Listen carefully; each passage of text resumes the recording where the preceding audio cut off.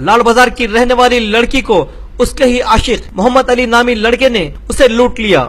इत्तला के मुताबिक इस लड़की का इश्क 1 साल से मोहम्मद अली नामी धोखेबाज से चल रहा था। इसी दौरान मोहम्मद अली ने लड़की को पहला फुसलाकर उसके पास से 5 लाख रुपए नकद और 2 तोले सोना और 3 सेल फोन लूट कर फरार हो गया। जब लड़की ने उसका पता ढूंढकर मोहम्मद अली के घर पहुंची तो एक ऐसी हकीकत का सामना करना पड़ा जिसे देखकर उसके पैरों तले जमीन निकल गई।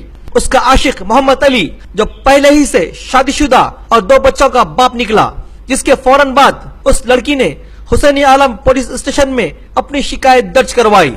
लेकिन आज पूरे 2 महीने होने आ रहा है, हुसैनी आलम पुलिस ने इस फरेबी मोहम्मद अली को गिरफ्तार नहीं किया।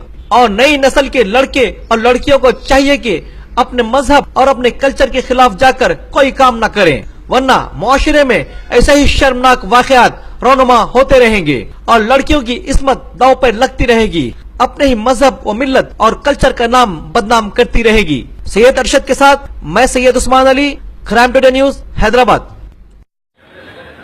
मोहम्मद अली बल्कि एक पर्सन है जो मेरे से शादी का वादा करके 5 लाख रुपए ले लिए उन्होंने मेरे कन से। 5 लाख रुपए ले लिए, 2 तोले सोना लिए और 3 सेलफोन लिए मेरे कन से।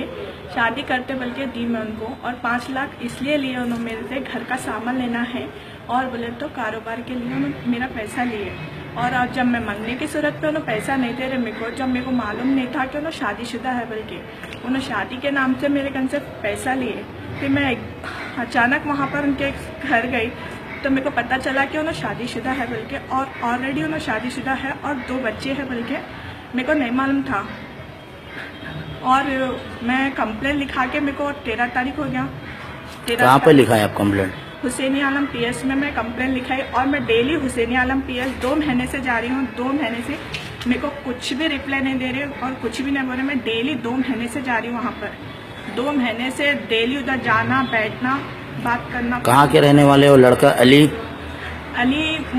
कंचन बाग के रहने वाले हैं। आप उनके घर पे नहीं गए?